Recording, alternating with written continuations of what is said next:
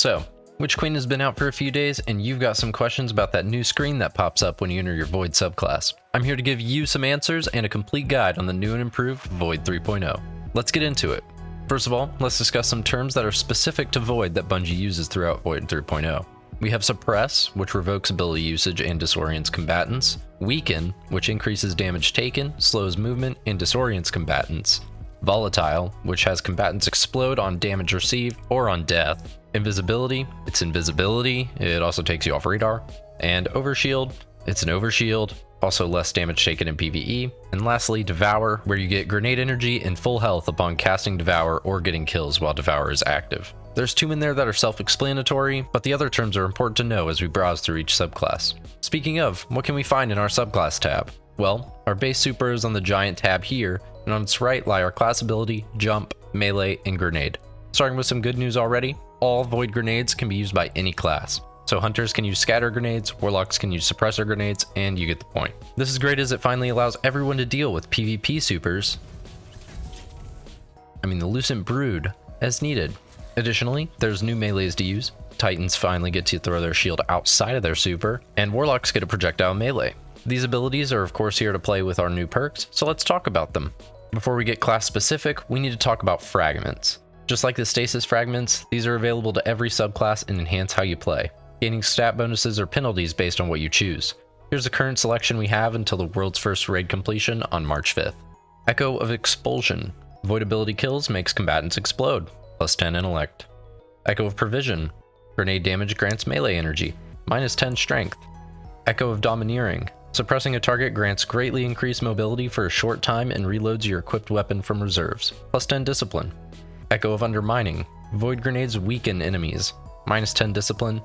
Echo of Remnants. Vortex, Spike, and Void Wall grenades last twice as long. Echo of Exchange. Melee final blows grant grenade energy. Echo of Reprisal. Final blows when surrounded grant super energy. Echo of Persistence. Overshield, Invisibility, and Devour have increased duration, minus 10 recovery. Echo of Leeching. Melee final blows start health regeneration for you and nearby allies, plus 10 resilience. Echo of Dilation. While crouched, sneak faster and grants enhanced radar, plus 10 mobility and intellect. And again, there are 4 more that we are getting after the Witch Queen raid is completed. These are Echo of Instability. Defeating combatants with grenade grants volatile rounds to void weapons, plus 10 strength. Echo of Harvest. Defeating weakened combatants with precision final blows creates an orb of power, minus 10 intellect. Echo of Obscurity. Finishers grant invisibility, plus 10 recovery. And lastly, Echo of Starvation. Picking up an orb of power grants Devour, minus 10 recovery. Now that everything that's accessible to all the subclasses has been mentioned, we can finally get specific. Each class has its own set of aspects that can significantly change your playstyle. We'll start with the Hunter, which focuses around weakening and invisibility. The Hunter begins with a base super called Mobius Quiver, which can be cast twice and shoots a volley of 3 Shadow Shot arrows each time. If you want, you can also switch to Deadfall, which is the single shot super that you know and love that pulls in tethered combatants. The aspects for Hunter include Trapper's Ambush, which is Shatter Dive but for Void. Upon landing, you use your Smoke Bomb charge to make yourself and allies invisible, and combatants caught in the smoke are weakened. Normal smoke bombs also make your team invisible too. Vanishing Step, dodge to become invisible. And lastly, Stylish Execution. Defeating weakened, suppressed, or volatile combatants grants invisibility and wall hacks. Your next melee while still invisible weakens combatants too.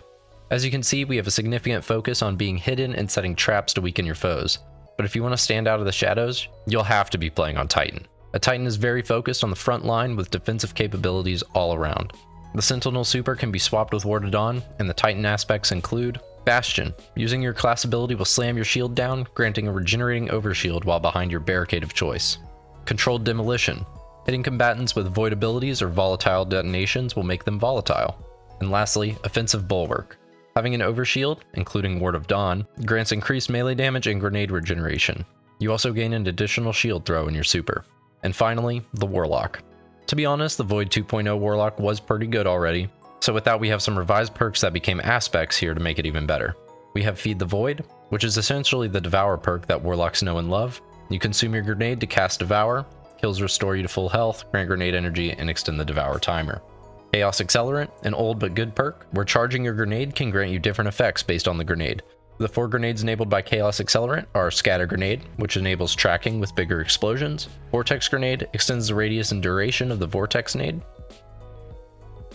Axion Bolt, which grants an additional Seeker. And lastly, Magnetic Grenade, which turns into Handheld Supernova.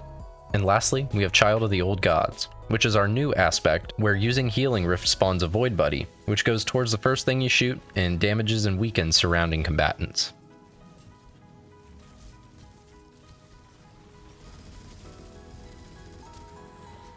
And that's it on Void 3.0. If you enjoyed the video, leave a like, and if you really enjoyed it, feel free to hit the subscribe button. After seeing this, I cannot wait for the updated Arc and Solar subclasses in the future, and let me know your ideas for Arc and Solar 3.0 in the comments below. Thanks for letting me save you some time. I'm gonna go get some coffee, and you all have a great day.